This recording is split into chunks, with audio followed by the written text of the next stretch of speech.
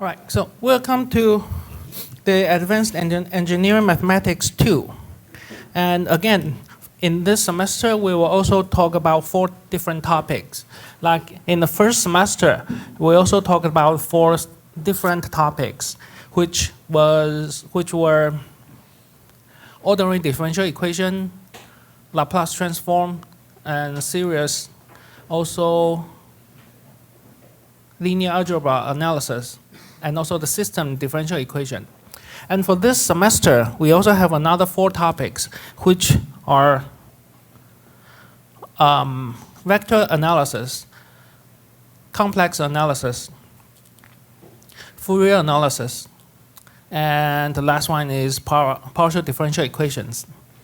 Okay, and the class time will be Monday and Wednesday in this room. And my name is I-Fan, and my room is in the mechanical engineering room 305. So if you have any questions, then you can just email me with the subject. And this semester we have 2 TAs. Okay, so the first TA, it is the same as last semester. And where is him? No. All right, I think he is on the way. And the other TA will be here on Wednesday. Okay, and here's the office hour. So for this course, we just done another 4 different topics. And for these topics, you can just read by yourself. Okay, at the end of this semester, then you should know that how to operate the PDE. You will know the partial differential equation in 3 different equations, like heat, wave, and Laplace equations. And also you will learn the complex analysis. You will know the complex integration and also the differentiation. And you will know what residue theory is. And you can also integrate some complicated integral. Especially, you use the complex analysis to integrate the real function of the integration. And then here is the grade. This semester we have a quiz, but for this quiz, it is an individual quiz. So you need to do the quiz by your own, from 9 to 9:20 every Wednesday. And since you do it by yourself, so each time you will have only 1 question. Again, for this quiz is closed book, closed notes, and also no electronics, any calculators or phones or even the AI help. But we have a team collaboration. For this team collaboration, you need to form at most 3 people. 3 people in your team. And for this team collaboration, this time you need to do the drills. And you need to upload the drills to this Google Drive. In this case, everyone can see your work. And then so if you don't have to really complete the drills. If you don't know how to solve that in your team, that's totally fine. But once you submit your drills to this Google Drive, everyone can see every other's work. So you can see that if you don't understand how to do this problem, probably you can have references from other teams. And the TA will check if most of the teams cannot do certain questions from the drills, then we probably can take a look in class. Okay, so in this case, I think it will be more effective for learning those materials. So make sure that each team you need to upload your drills to this Google Drive. And for this team collaboration, we will have 3% for peer evaluation at the end of this semester. Okay, so this time we will send you the link earlier for the peer evaluation. All right. And then we still have a homework. For this homework, it is also a team homework. Okay, So in each topic, you will submit 3 applications of that topics. Right, so we will talk about the vector analysis, and you need to find the application of using the vector analysis in any engineering problems. 3 different applications. And here's a rule for your file name. Same thing as your drill. Okay, you need to follow the file name rules, otherwise you may get some points deducted. All right. And we have 3 midterms plus 1 final. We have 4 different topics. And in each topic, we will have a midterm. We'll have a test. Okay, and in this semester, the good thing is that once you have done this exam, then the next exam, it is not that kind of cumulative. Okay, so if you've done this midterms, then later on, probably you won't use that knowledge that much. Okay, but you still need to use the concept of vector analysis in partial differential equation or the Fourier analysis, and also some of the complex analysis. Okay. So make sure that you mark down those days. And the final will be June the 2nd, also 15%. All right?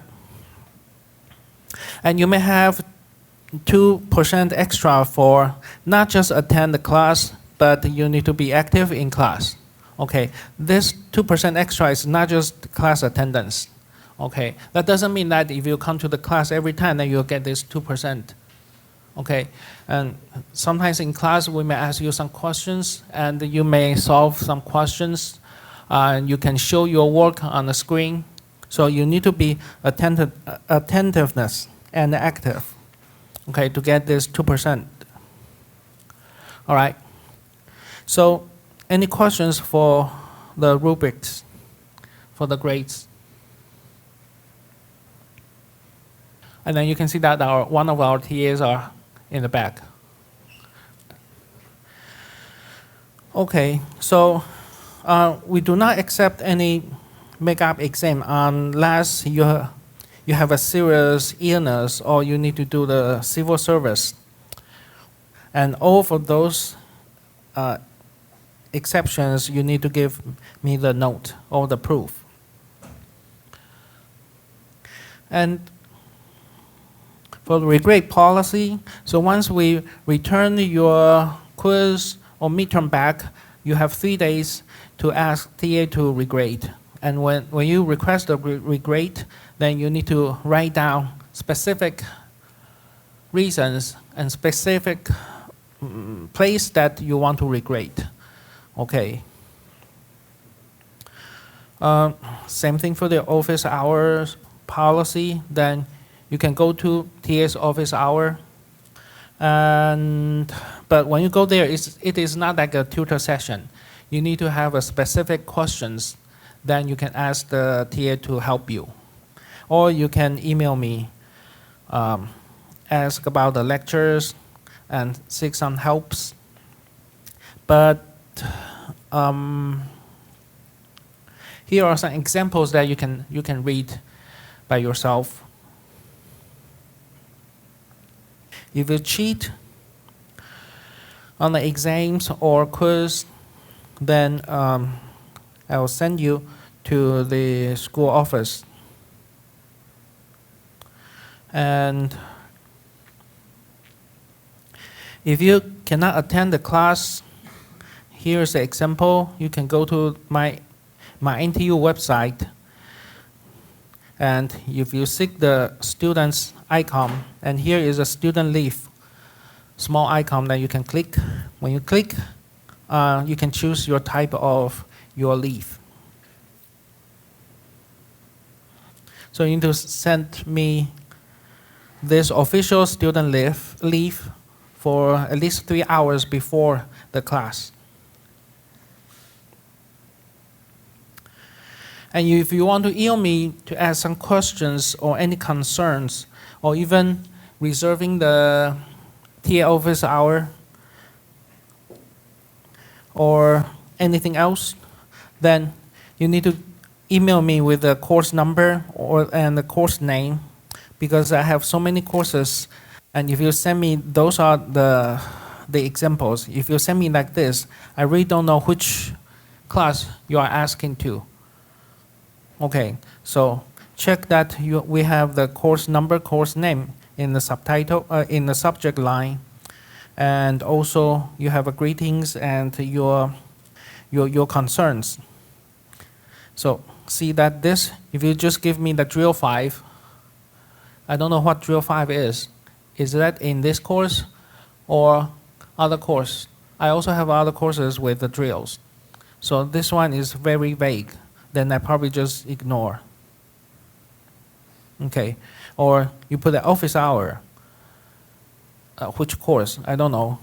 You need to give me the name of the course name and course number. That will be more clear. Okay.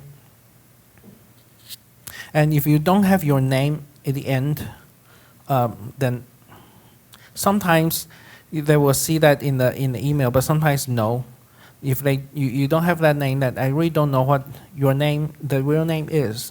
So make sure that you have your name here. So here you can see that we have 4 different topics. And first we will talk about the vector analysis, and then followed by the complex analysis. And then we will talk about the Fourier series, Fourier analysis.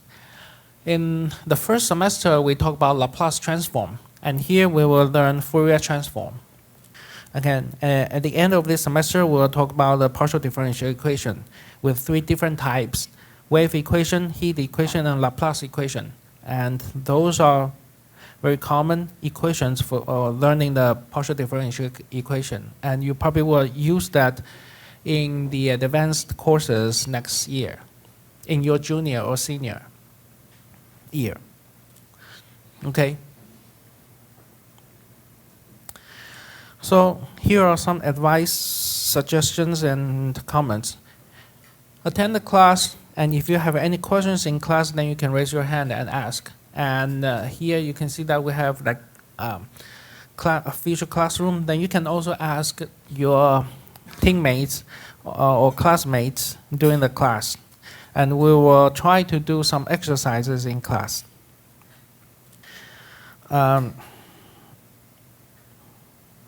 That's it.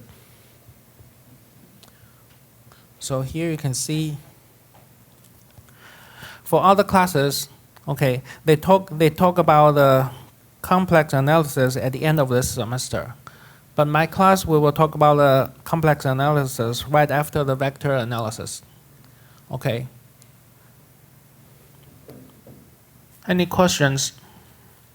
For the quiz questions, it's based on the class examples we saw in class, or it's going to be for homework questions?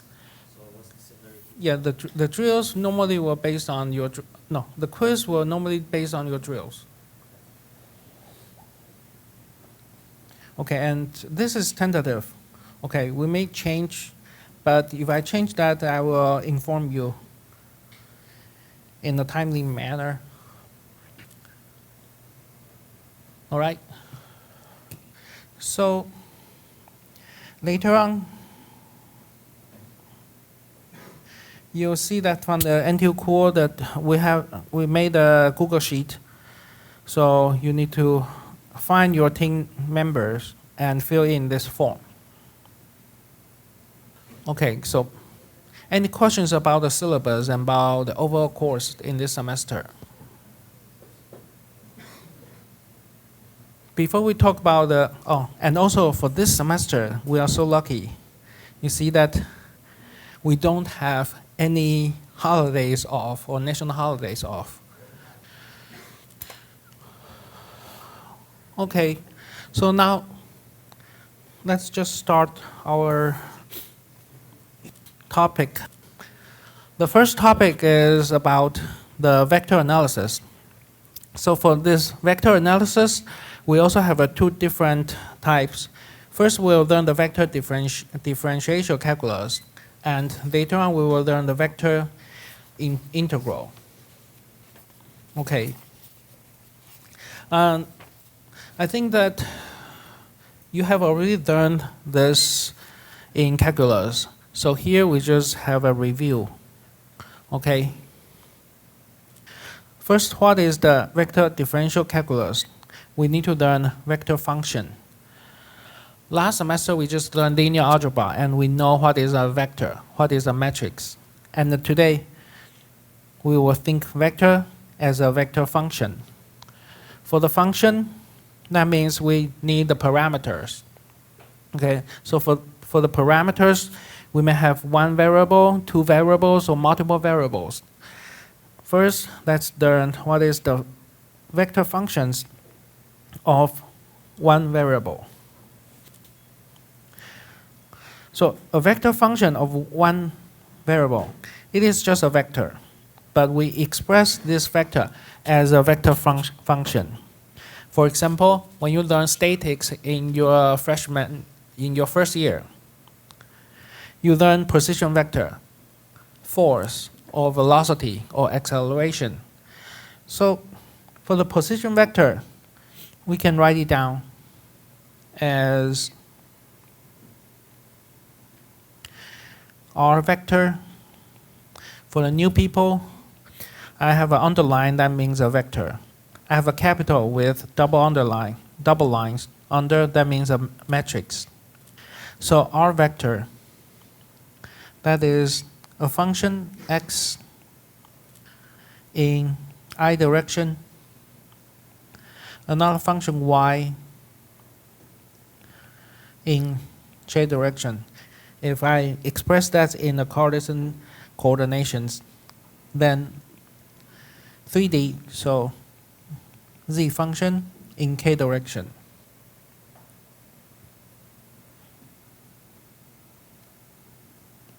So if I draw that, here's a z,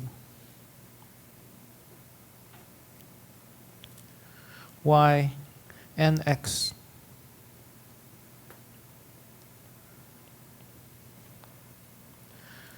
So we can also think about this x direction, this is I, and for y direction, that's j and k for z direction. If I have a curve, then the position vector is the vector from the origin to the point. Okay. So from the origin to that point, here we have r over t. Depending on this t, when t varies, then this vector also go to, say, here, here, or here.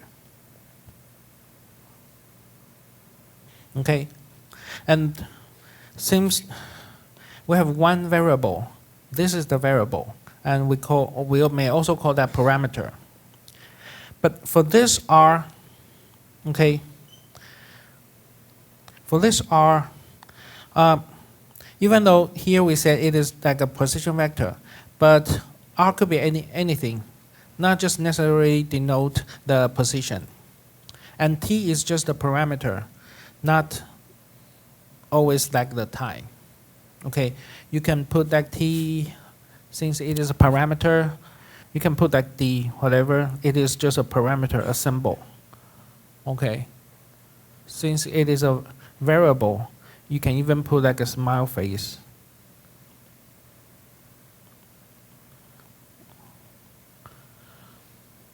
Right. For this t, as I said, that sometimes normally we say that this is a time, but this is also just a parameter.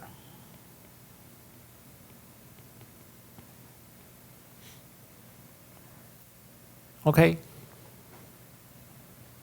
Now we can also have a vector function as a velocity vector function. So for the velocity vector function, we still have a vector and three components in the Cartesian coordinates I, j, and k. Okay, you can see that this expression, and sometimes you may see another expression like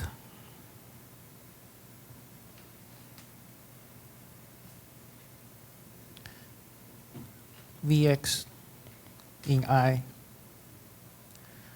Vy in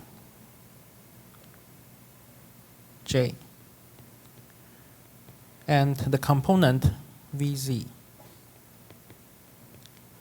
in K direction. Or you use another expression, not just xyz, but you use uvw, u, v, and w.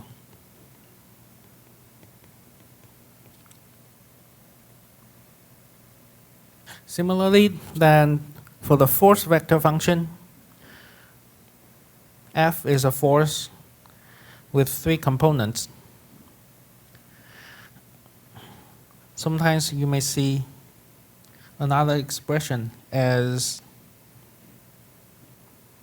Fx, Fy, Fz.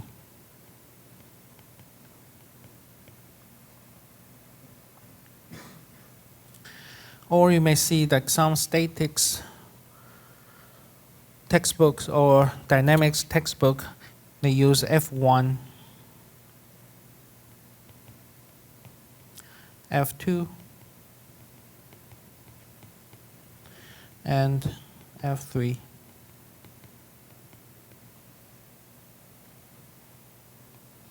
For example, like this coefficient F1, F2, and F3, we call those 3 functions a component function.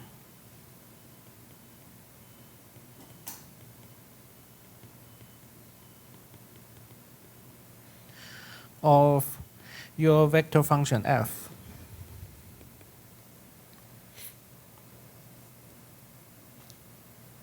All right. And be careful that for each component, it is a function. So we call the component function. And for this function, they have the same single variable. You can see that their variable or the parameter is just t. You cannot have this f of t and with 3 component functions. The first one is f of d, or f of let me see, a, b, c, d, f, g, h, I, j, k, l, m. Or the third one will be n. Okay, they should have the same variable.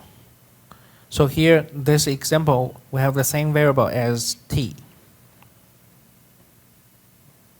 Now, since it is a function, then we are curious about if this function is continuous or discontinuous or piecewise continuous.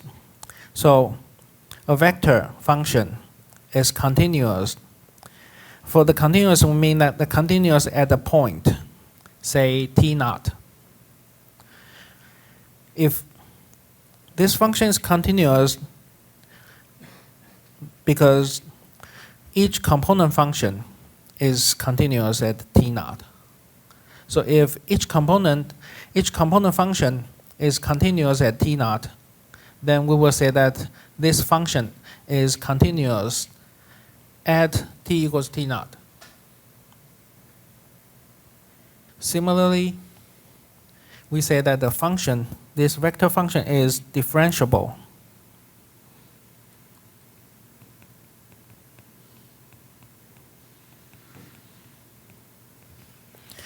at t naught if each component function is differentiable at t naught.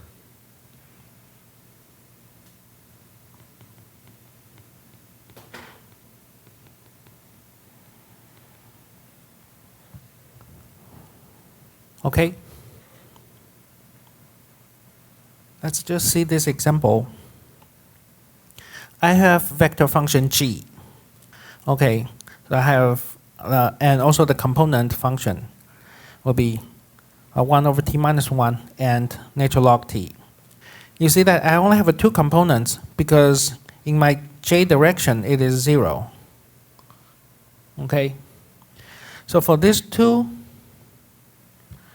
component functions, we say this function is continuous for all positive t. So any kind of t is, then this function is continuous. But here's the conditions. Only when t is not equal to 1. When t is not equal to 1, and all other positive t satisfy this, and we say that this function, this vector function is continuous. Okay, because when t equals 1, this goes to infinity.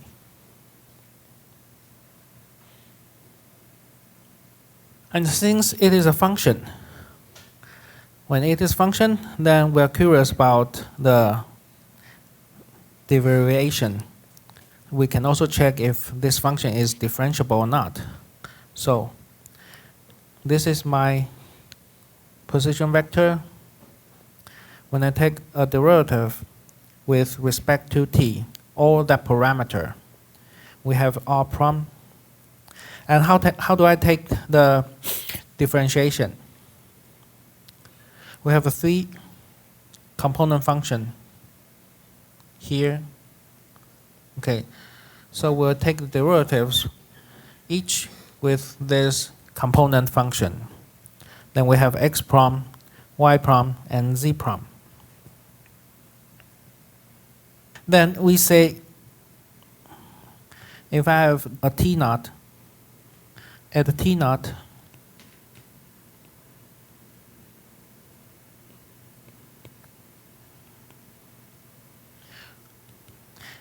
if this exists, what is the condition? We plug in t naught, right? So here I have t naught, t naught, t naught. So the component functions at the differential the derivative of the component functions at t naught should exist. X prom t naught, y prom t naught, z prom t naught should exist.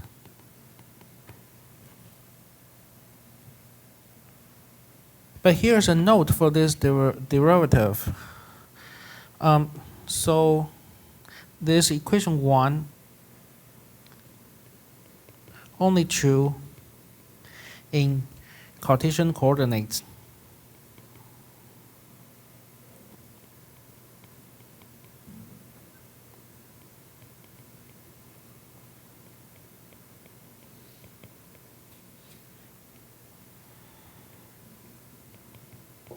In other coordinates, we may have different conditions. We will see that later.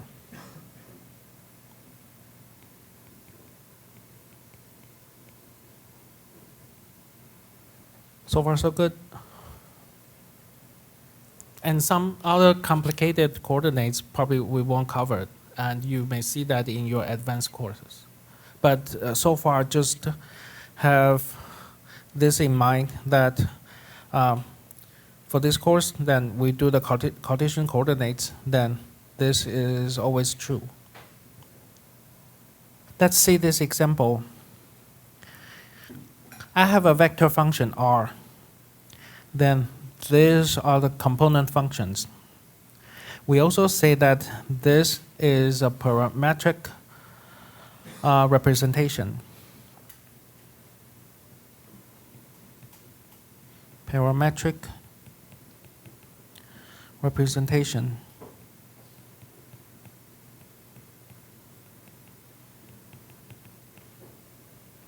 Okay, we will see more about this and what is the parametric equations probably in a minute or next hour. So if I have this vector function, let's take the derivative. When I take the derivative,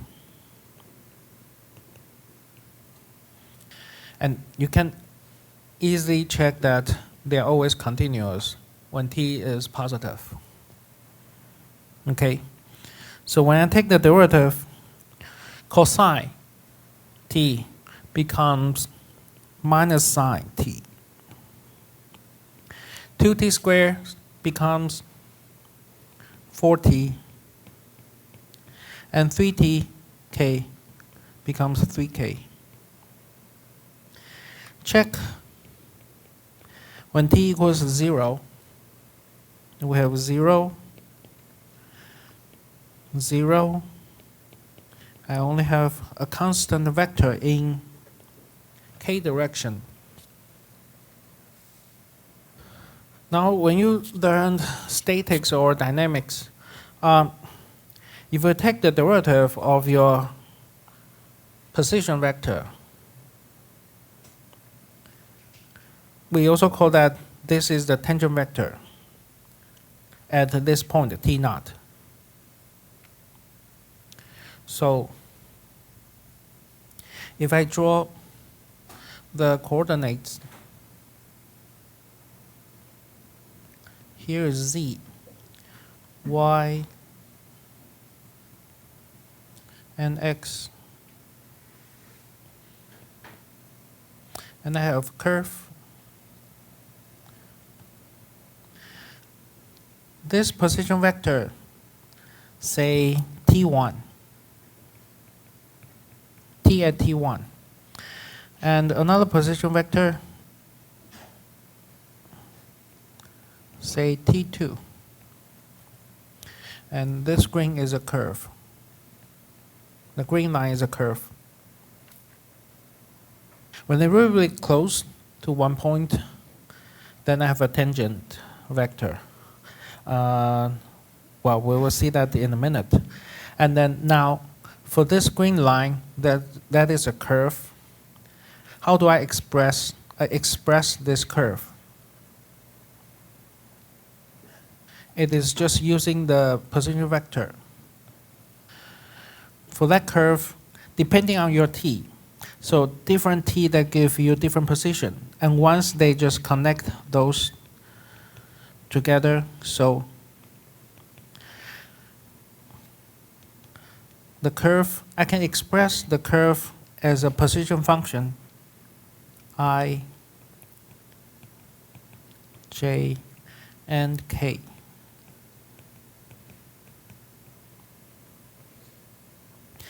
And we say that why we can say using this position vector or using the vector function can express the curve, because the component function x, y, z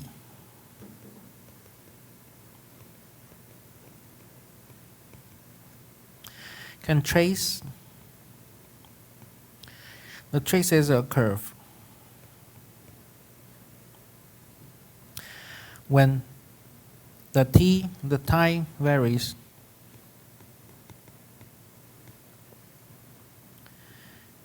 in 3D space.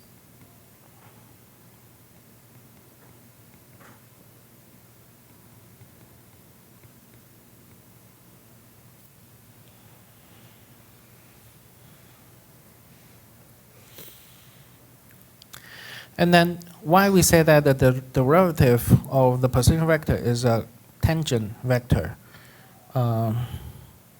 Because let's rewrite this.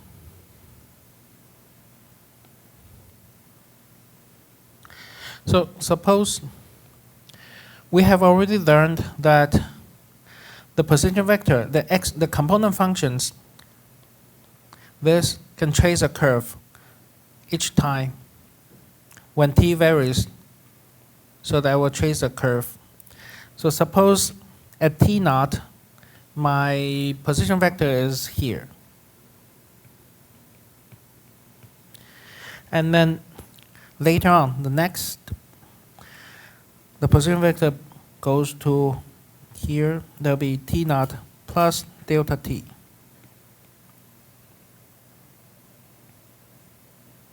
Then we have a change.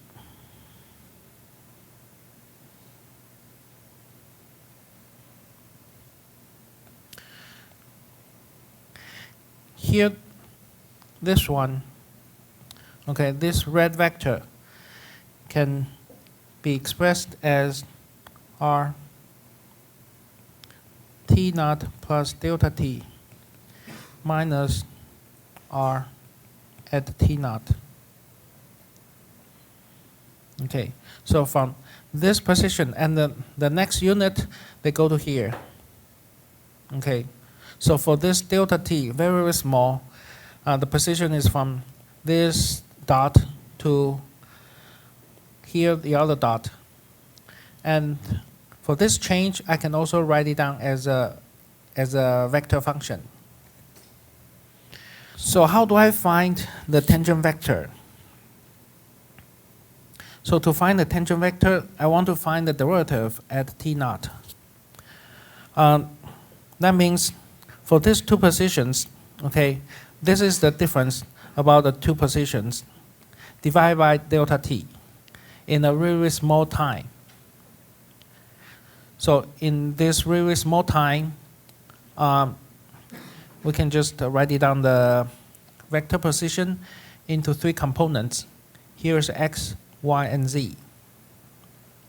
For this x and y, x, y, and z, from the calculus, this part is x prime at T naught. And this one is y prime at T naught. And z prime at T naught. Okay.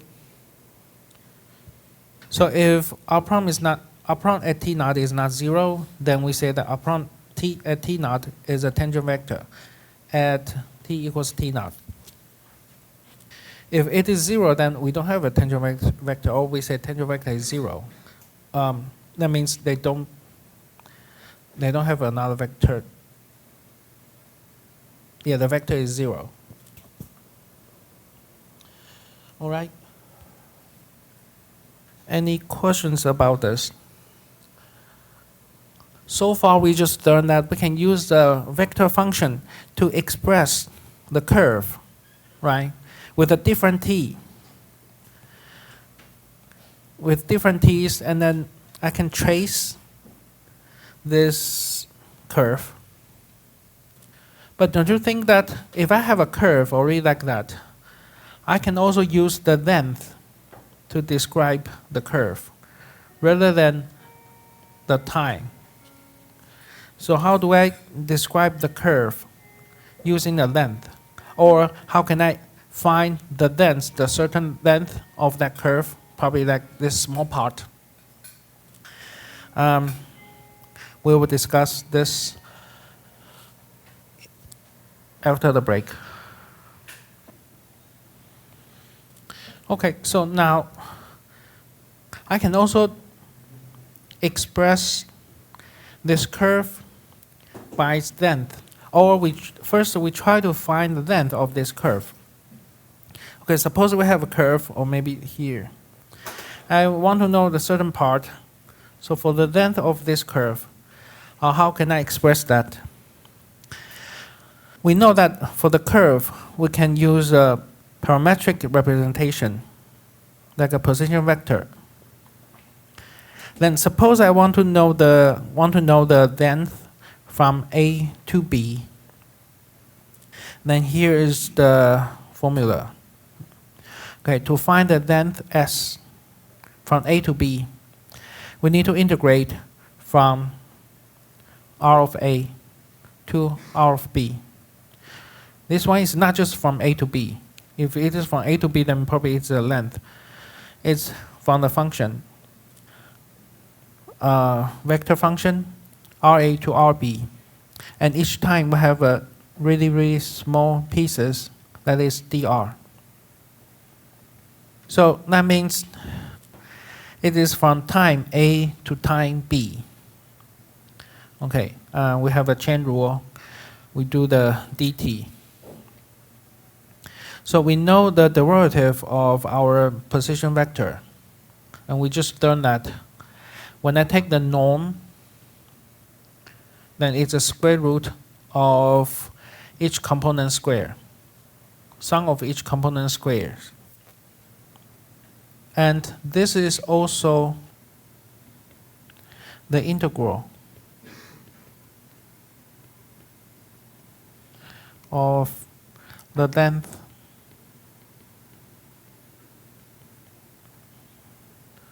of the tangent vector.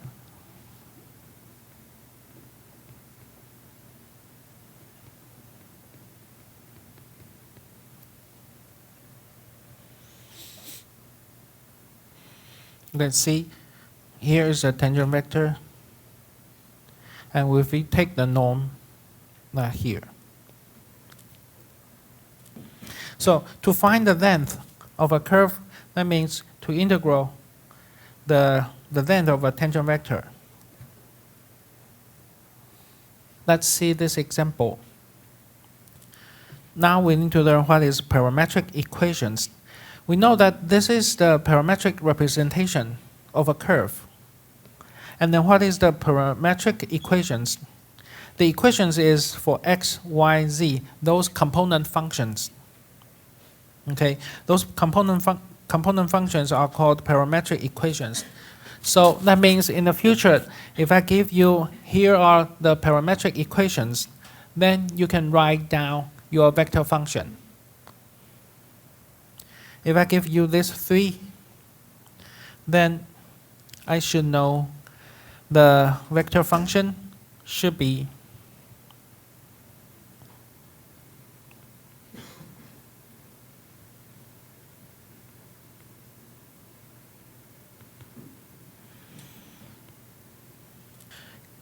cosine t in I direction. And now we have y is sine t. And z, t over 3, k. Once you have the parametric equations, then you can write it down the position vector or the vector function right away. And once you have the vector function, then you can find the tangent function if it is differentiable. You check they are differentiable. Okay. So the tangent vector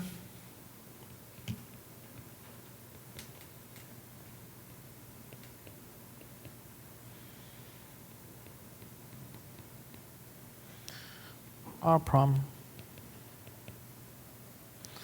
that's minus sine t, and sine becomes cosine.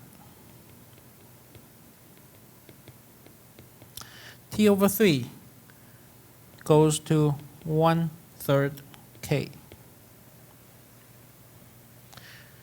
Now I have a tangent vector, so I can find the length. And you can see that for these parametric equations, t it is not from minus infinity to infinity. I have a period from minus 4 pi to 4 pi. So maybe suppose from here, minus 4 pi to 4 pi. Then what is the length of this curve? To find the curve, if you want to find the length of the curve, remember that the length of that curve is just the integral of the length of their tangent vector. We have already found the tangent vector. Then what is the length of the tangent function? First, length of the tangent vector. And then you do the integral. So we need to find the length. The length of this tangent vector is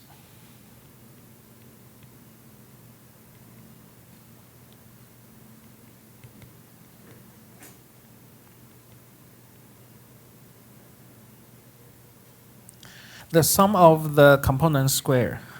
First is minus sine t.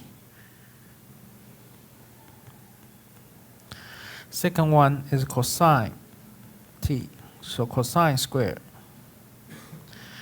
And the last one is 1/3 square. That is 1 divided by 3 times square root of 10.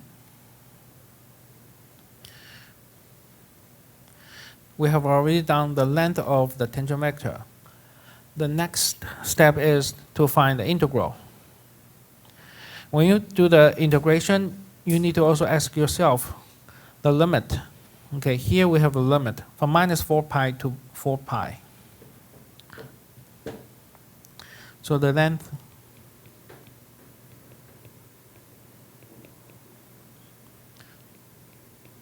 of the curve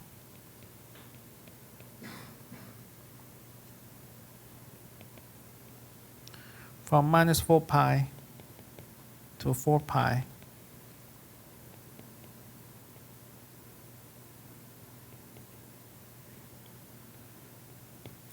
the length times dt gives you 8 pi over 3 square root of 10.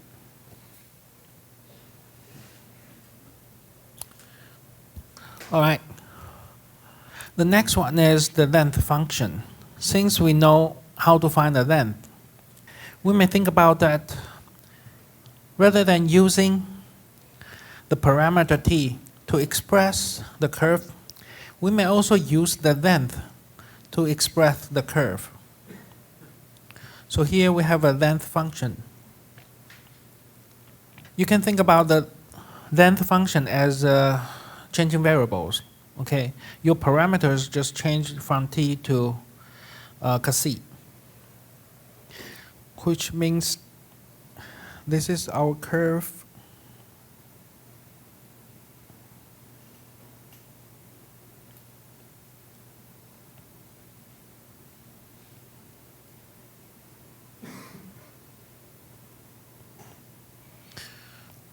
This is the curve. And then this point, I may say this is xa, ya, and za. From this starting point, a, and then here, since it is a function, so suppose this is x of t, y of t, and z of t. Now, I want to express this length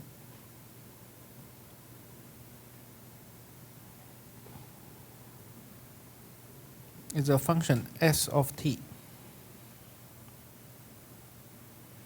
How do I find the length function? First, you see that this is not bolded, okay, and I also don't have underline. So this is just a function, not a vector. To find the length function, okay, from point A to not ended, but just to t. If you to a certain point like B, then you are finding the length already. But I need to find the function. So from one starting point to some point not ended, and then later on t can vary. Okay, so from A to t, you do the derivatives of that position vector, and then changing variables. You have the derivative, the length or the norm of the derivative of your position vector, or you can say that the norm of your tangent vector, d c. You can think about this is just like now, in the beginning, I use t as a parameter, but here we use s as a parameter rather than t. We just switch changing variables. Okay, let's see. When we use t to express that curve, we say it's from A to B. It is like a time. But if I use the length, it's the distance that from 0 to, say, probably L.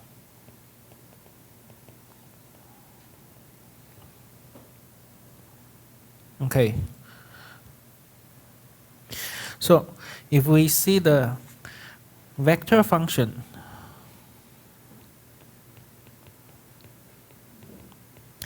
in the beginning of this course, we say that RT, the parameter is T. But you can think about that T is also a function of S. Then that is T over S.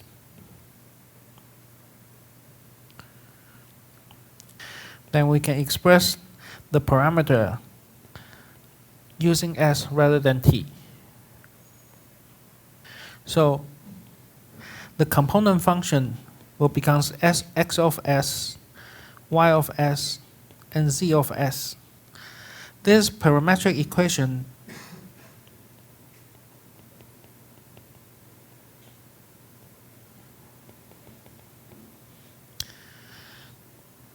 can express the curve, and then using the parameter S rather than T.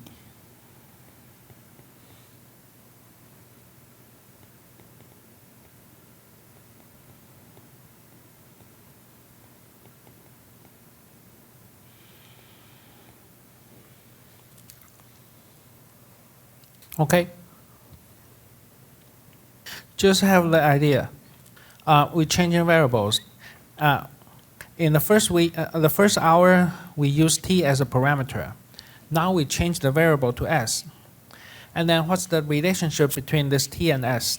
We will see some examples later. So now once you express this vector function in terms of S, we also want to find the derivative of this vector function with respect to S. So first, let's see what is the dr over ds.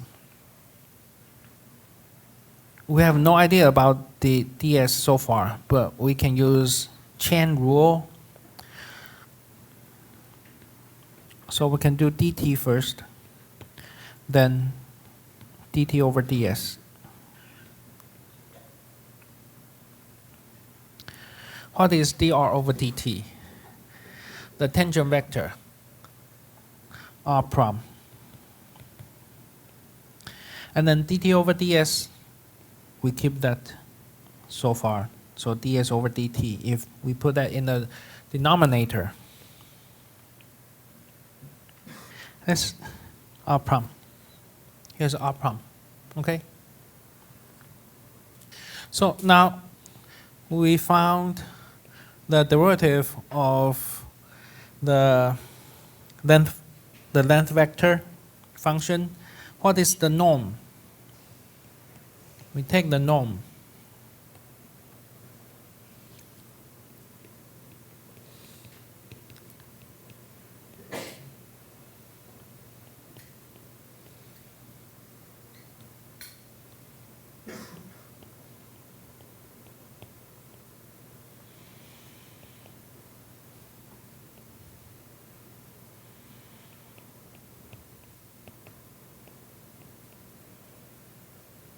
So if we take the norm, what is ds over dt? That is also the norm of your tangent vector. Then you get the norm of your vector function using the parameter s, that will be 1. If I take the derivative, we know it is called the tangent vector.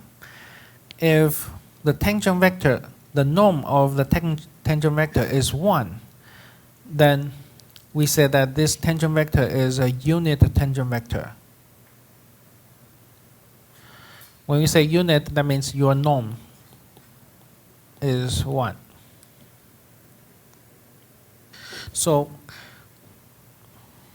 back to our example, we can also, let me see, We can also check. Yeah, let's check.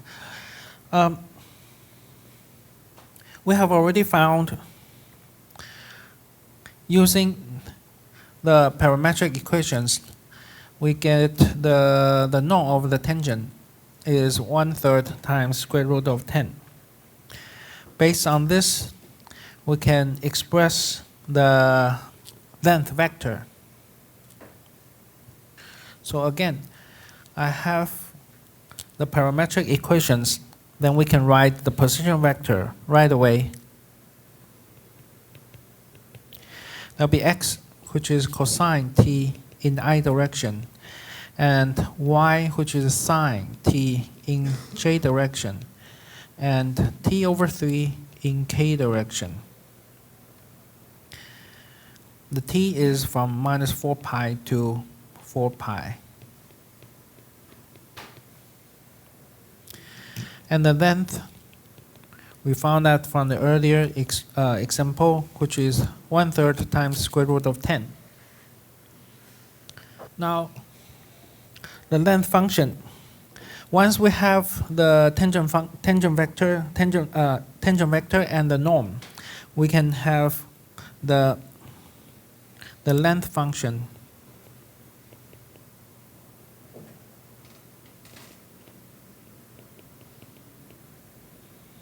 along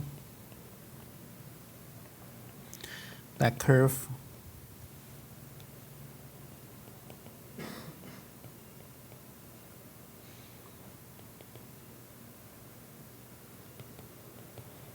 I want to find the length function. So go back to our definition here. To find the length function, okay, it's from A to the parameter t.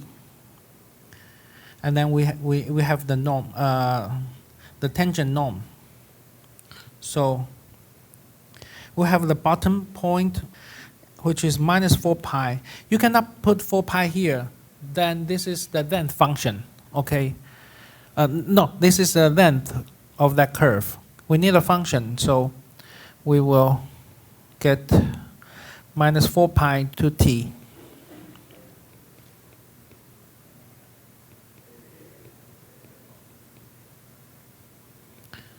So you get minus 4 pi to t.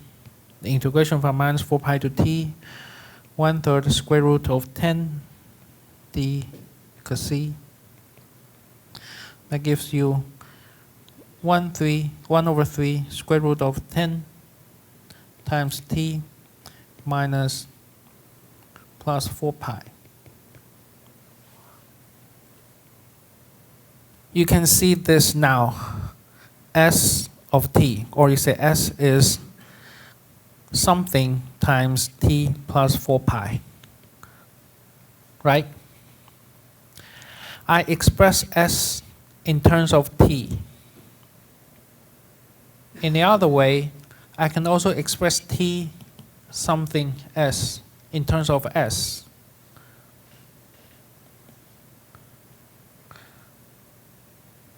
Okay? In this situation, S equals scalar times t plus 4 pi. Then I can also say t of S.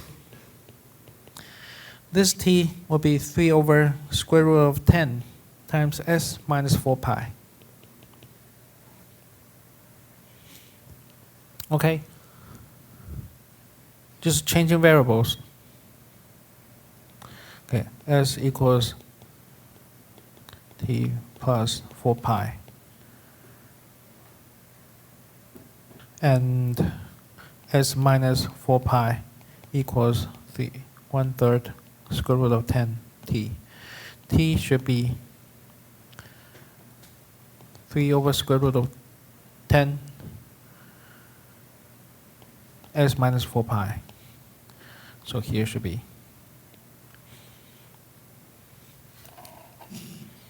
All right? Then we can rewrite the position vector using the length.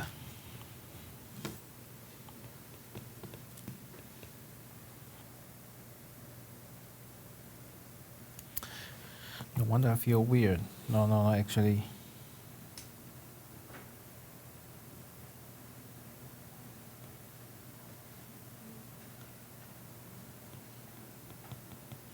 One more time. S equals this, but here's t plus 4 pi already. So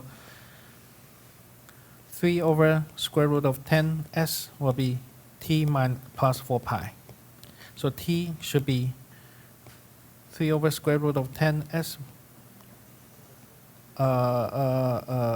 minus 4 pi, right? Okay, so for the vector function in terms of s, we have 3 over square root of 10s minus 4 pi. Okay, this should be RT. So for RT, we know that for x is cosine t, 3s over square root of 10 minus 4 pi in I direction. And y direction, I have a sine 3s over square root of 10 minus 4 pi. And k direction, s over square root of 10k.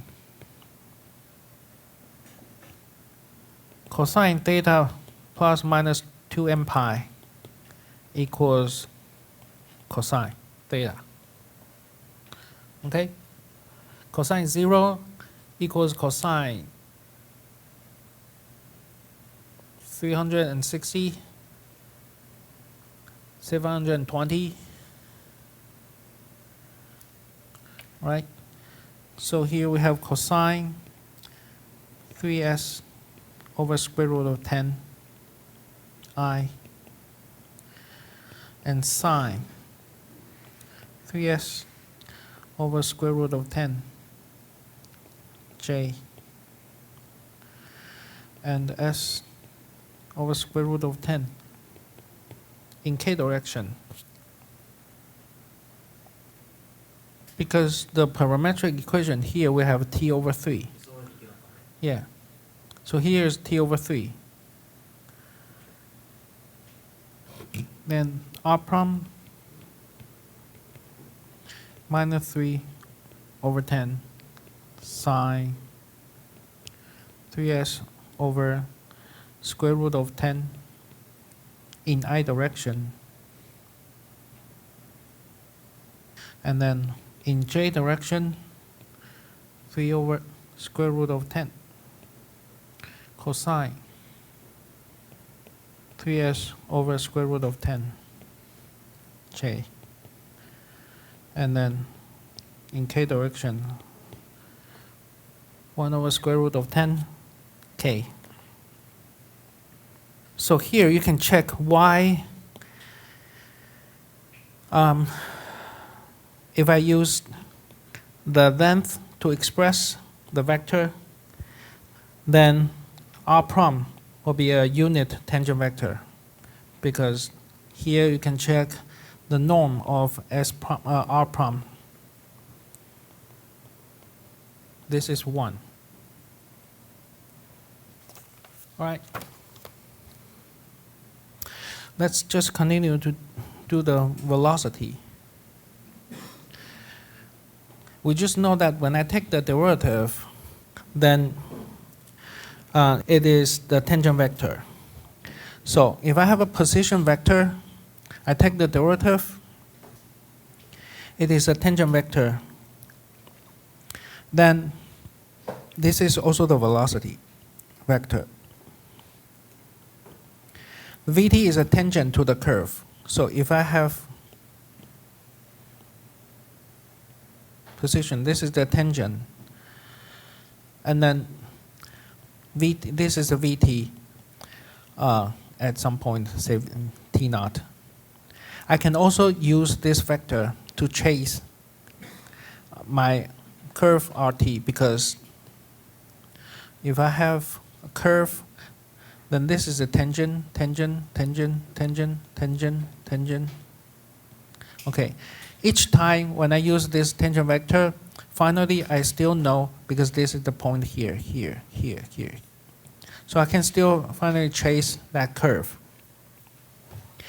So, and yeah, that's it. For the distance, we know to find the distance from the starting point A to T.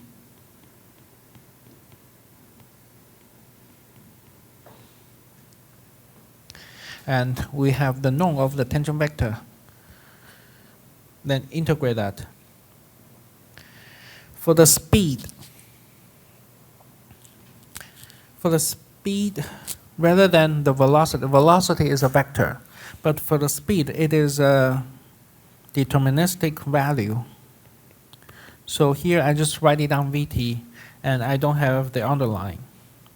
That is the norm of my velocity vector, which is the norm of the tangent of the position vector.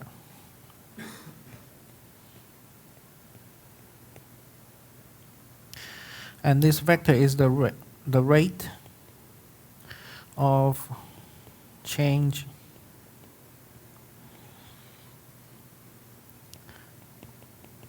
with respect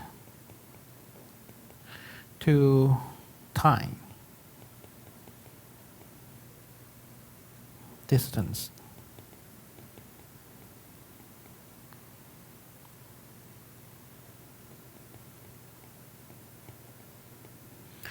Traveled along the curve.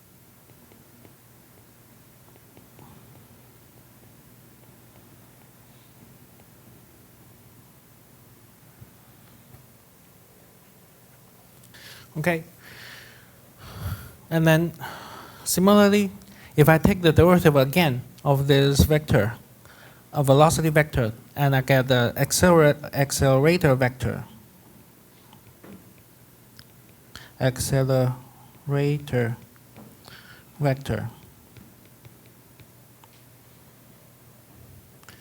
For example, I have a parametric representation. Tell me that what is the parametric equations. If I have a parametric presentations, what are the parametric equations? Anyone? What are the parametric equations? If I give you this position vector, how did you describe this to other people? You need to write it down. Parametric equation. We should have a parametric equations, then we can express our position vector, right?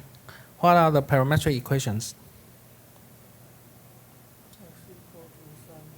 So x is sine t, and then y is, okay. How about z? T squared. Okay. So those are the parametric equations. Okay. Then when I take the derivative, sine t becomes cosine.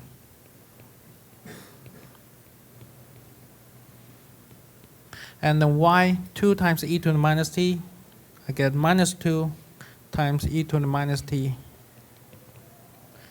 and 2t k. Then I take the derivatives again. That is minus sine t I plus 2 e to the minus t j plus 2k. And we also can get the speed.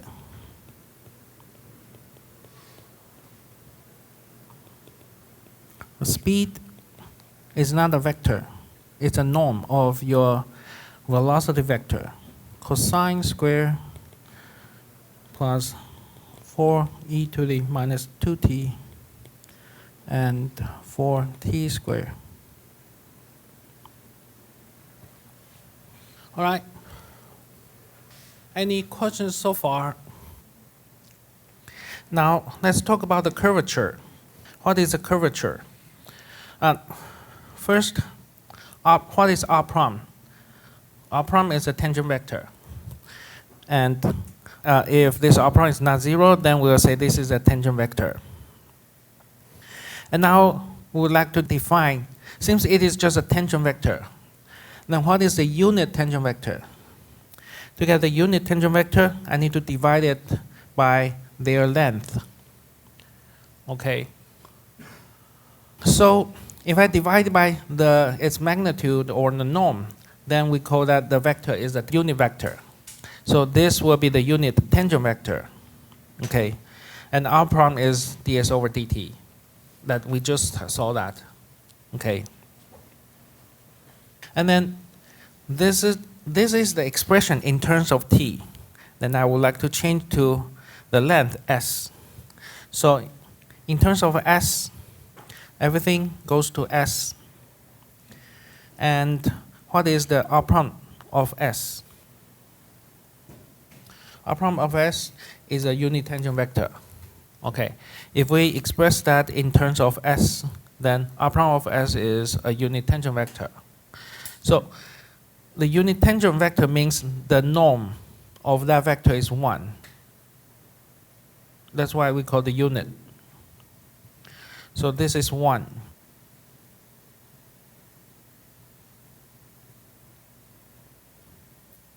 So that will be just R prom of s. So far, the US is the unit tangent vector. In this case, then we can define the curvature k of s in terms of s. So we define curvature ks. You can anticipate that later on we will see that how do we express the curvature in terms of t. But so far, in terms of s,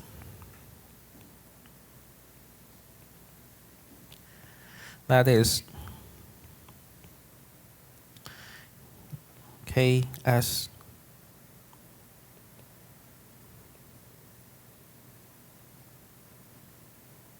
number d, the derivative of the unit tangent vector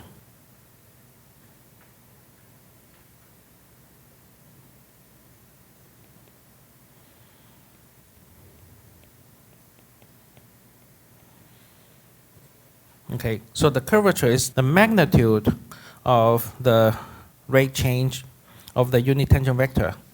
And this unit tangent vector is with respect to the arc length along that curve. Okay.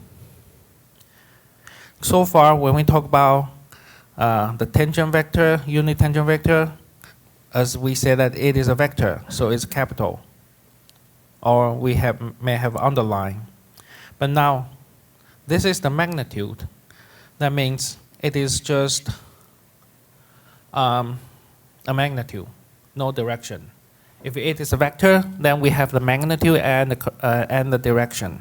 But since it is just the magnitude, no direction. Okay. Next, here's the notes. Some notes. This curvature, in terms of s, is a derivative of the unit tangent vector. Okay. And then this is with respect to the arc length along the curve. And now this is in terms of s. How can we express this curvature in terms of t? By the way, what is the curvature?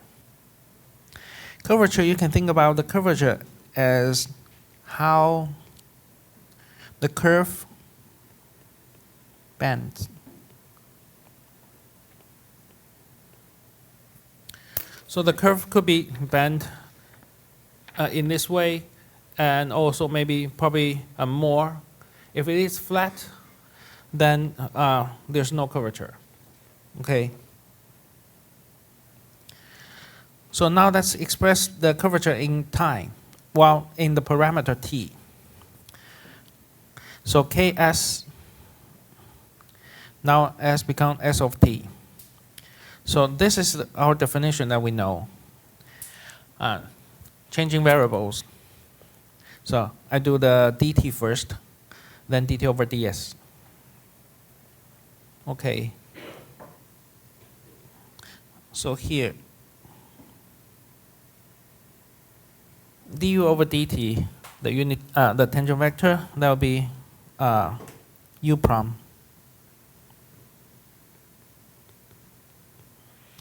Right? And what is dt over ds? That will be 1 over the magnitude of your r prime. Okay? So here, r prime. Since here you can see that there's just the norm on the magnitude, so the curvature has no direction. I only have a magnitude.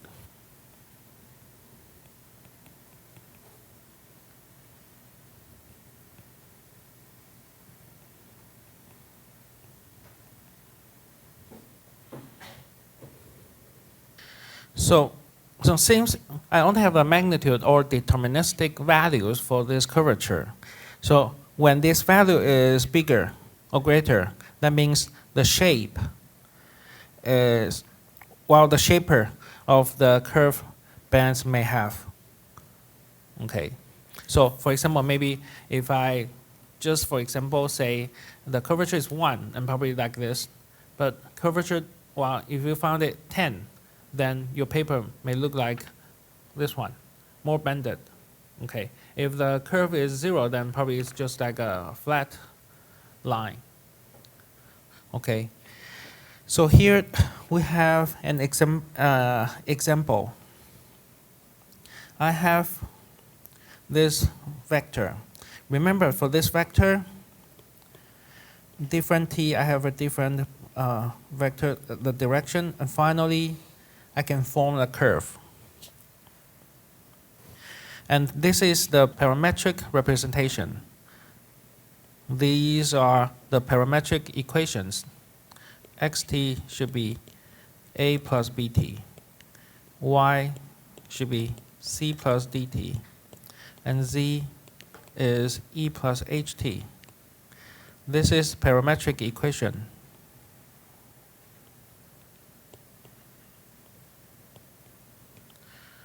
Okay? Now, if I want to find the curvature, first the trick is I have this expression in terms of t, so I may think about getting the curvature in terms of t. You can also get the curvature in terms of s. But since now it is the expression in terms of t, so that means we need to find r prime and also the derivative of your unit tangent vector. So r prime, it's bi dj and hk. Now how do we find the unit tangent vector?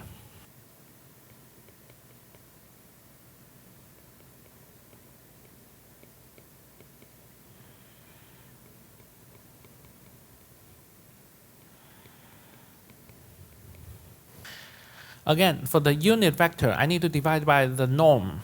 So r prime divided by the norm of itself.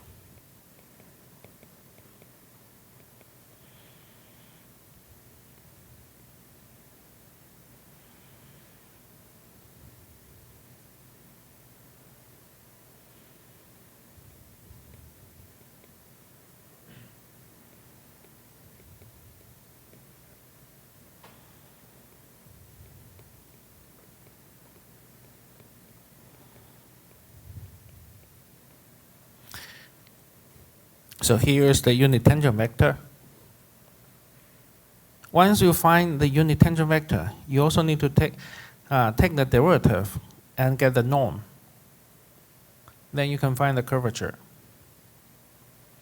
Right?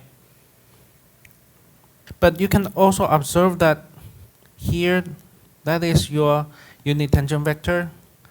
There's no parameter t inside. So this is a constant vector. If I plot this vector just in this way, and then they won't move. So this is a constant vector.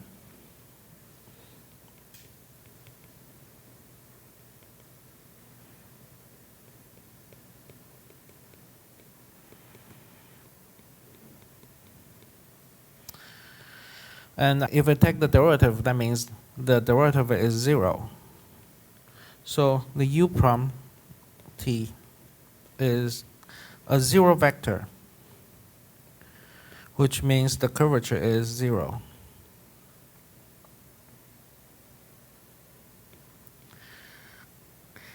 Then what does that mean, that curvature is 0? If you have a straight line,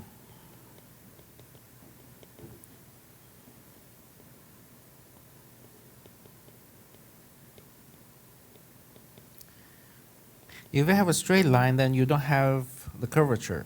So here you have 0 curvature.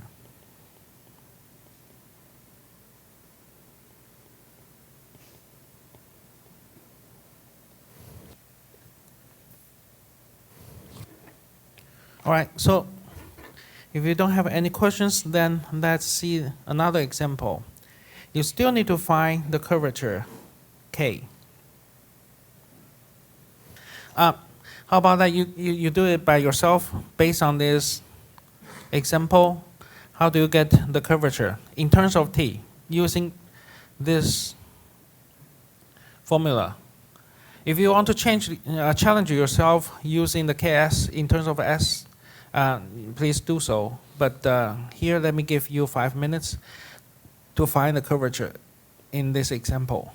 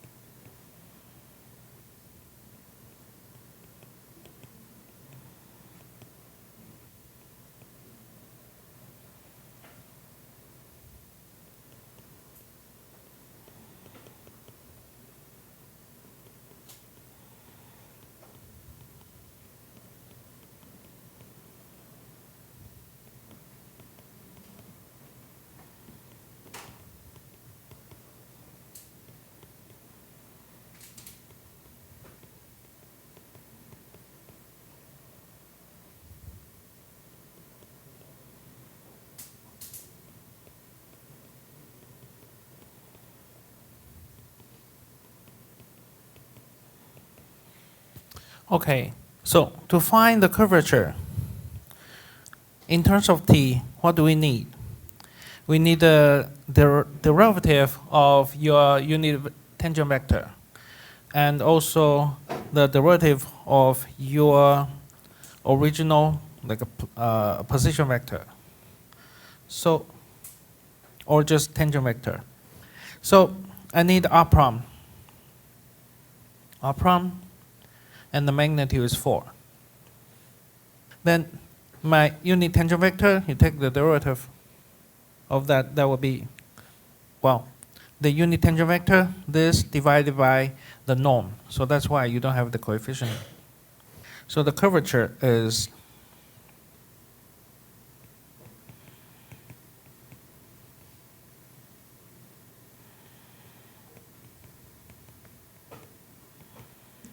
one-fourth. Okay?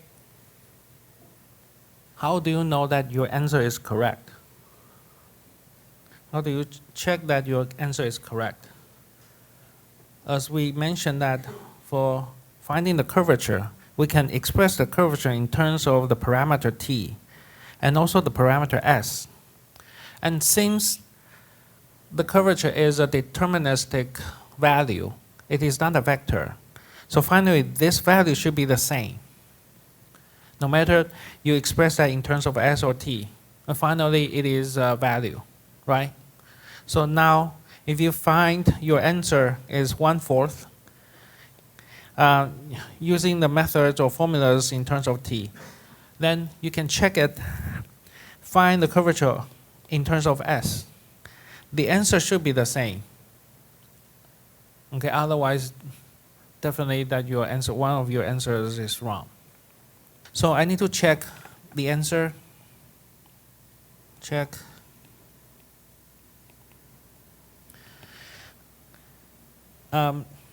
In terms of s, at least I need to change the position vector in terms of t to s. So for the length function, s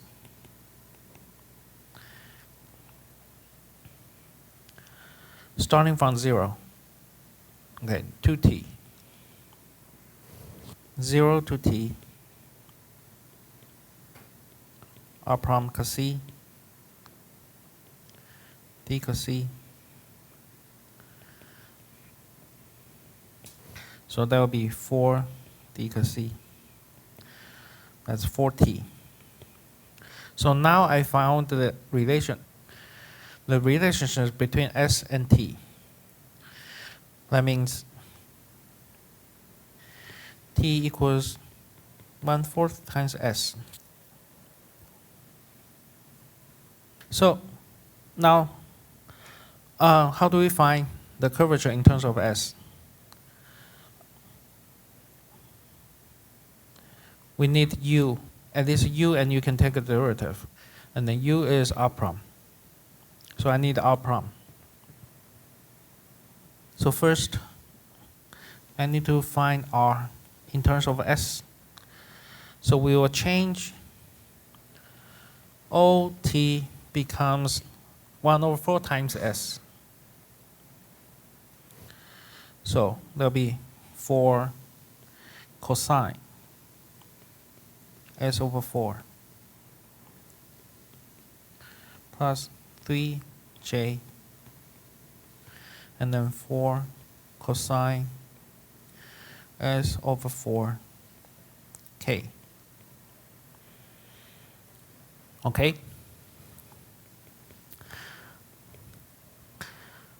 Then I need the derivative because I need a unit vector, unit tangent vector. This will be us. So minus sine s/4 I plus cosine s/4 k. This is also u of s. Okay, once we have us, we can take the derivative.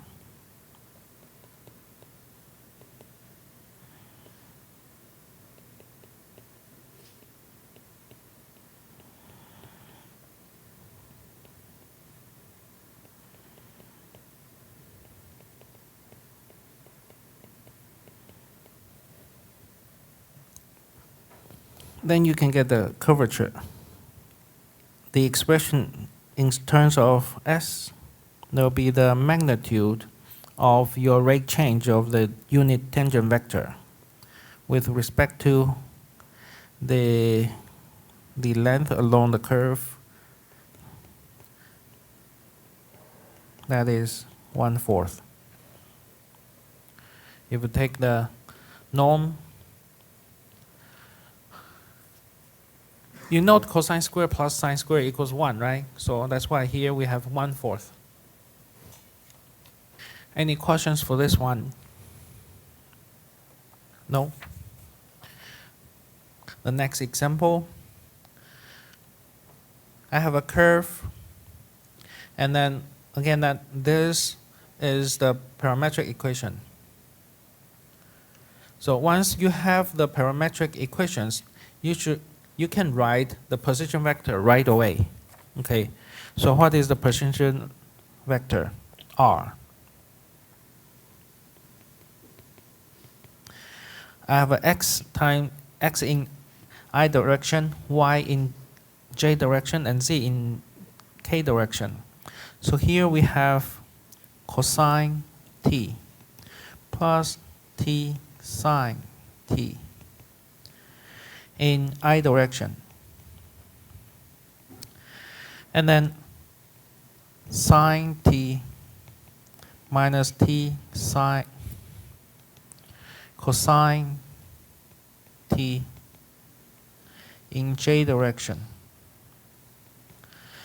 And then t squared in k direction. If I take the derivative of the position vector, it is a velocity vector and also it is a tangent vector. R prime, that is a tangent vector, t cosine t in I direction, and t sine t in j direction, and also 2tk k direction. And you can find the speed. The speed is a value, not a vector. So I take the norm of the velocity vector. That will be the speed. This is square root of 5t. Once we found the tangent vector, then we can find the unit tangent vector. Just divided by the norm or the magnitude of the tangent vector. So the unit tangent vector u is r prime divided by its norm.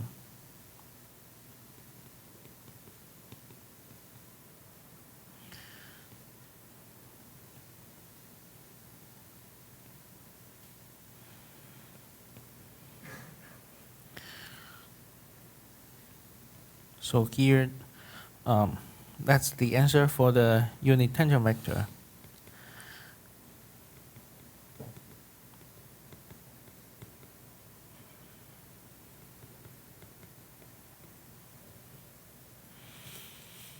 Then, once you find the unit tangent vector, next step you can find the curvature. Before finding the curvature, you need the derivative of your unit tangent vector, u prime.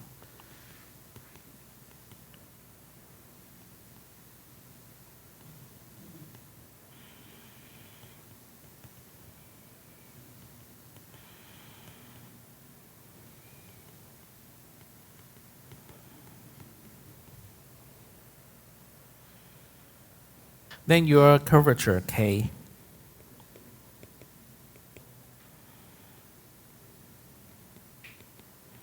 That'll be unit tangent vector divided by the tangent vector.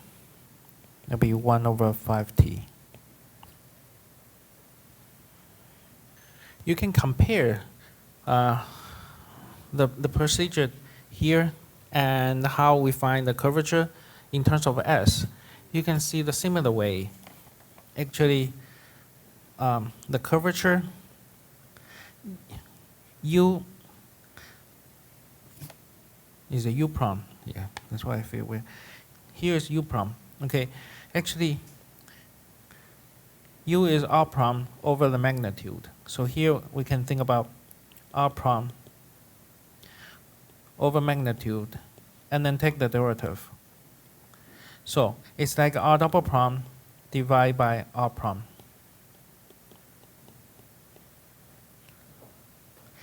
Once you have the position vector, you take the derivatives twice, divide by, take the derivative once. And for the curvature in terms of s, similar things. What is u prime over s?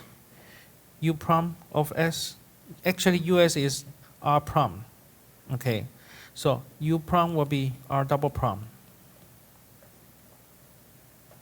And so this is like r double prime, the norm of r double prime. And rs is a unit vector already. So you don't need to divide by the norm. So it looks like once you have the expression in S, then you take the derivative twice, then you get a curvature. And here also, U prom means R double prom, something, okay.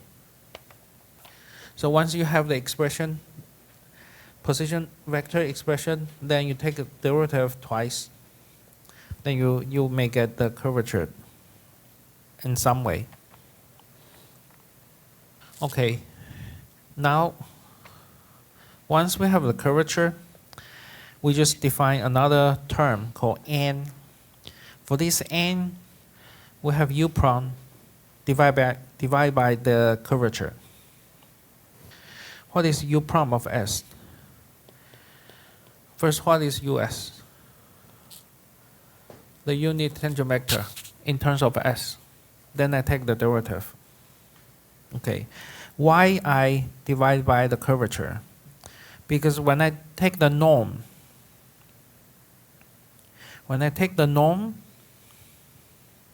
this is curvature over the curvature, and that is 1. Since the norm is 1, then we will say this vector is a unit vector. And then furthermore, this vector is orthogonal to the unit tangent vector, which means the US equals R prom S, and they are orthogonal. Orthogonal means the inner product or dot product should be 0, because the norm for the unit tangent vector square, it should be U as inner product US, and it's 1. Then when we take the derivative,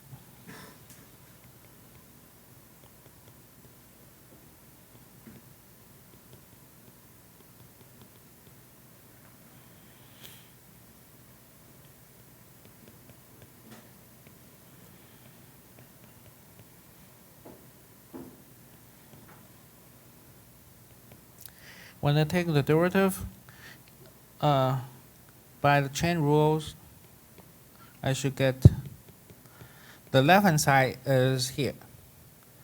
You take the first derivative, you take the derivative at the first term and keep the second one, and then keep the first one, take the derivative of the second one, and you combine them. The right-hand side is a constant, so when you take the derivative, it is 0. When two vectors times the inner product together, it's 0. That means these two vectors are orthogonal. So the U prom S and U are orthogonal.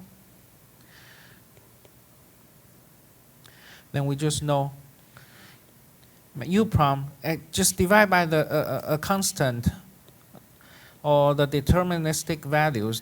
That is just n. So U prom, you can think about U prom is the n.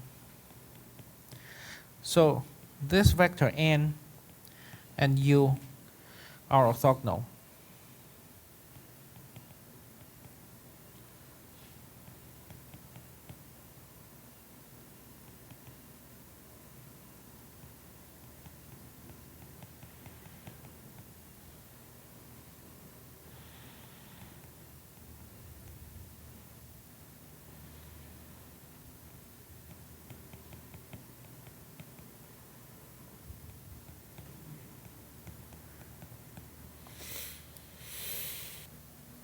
And then we call that this n vector as unit the normal vector to the curve.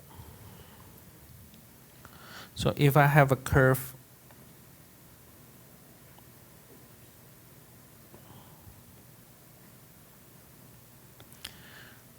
We know that we have a position vector, say here,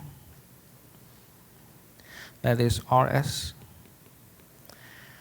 And when I take the derivative, then I got the tangent vector.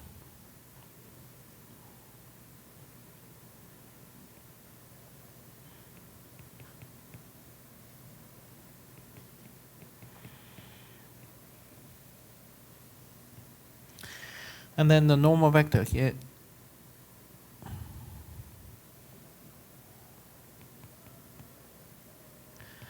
That is, you take the derivative of your tangent vector.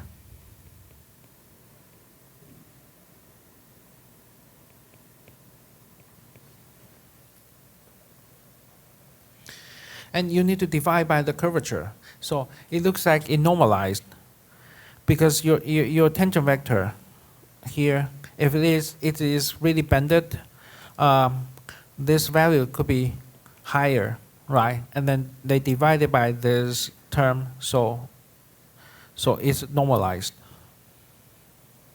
Then the last thing is that so far we just expressed the unit normal vector in terms of S. Then in terms of T, here. Then we have a summary. Because there's so far so many terms, it may confuse. So it's better to write it on every notations and explain by yourself to understand that you know the meaning for each term.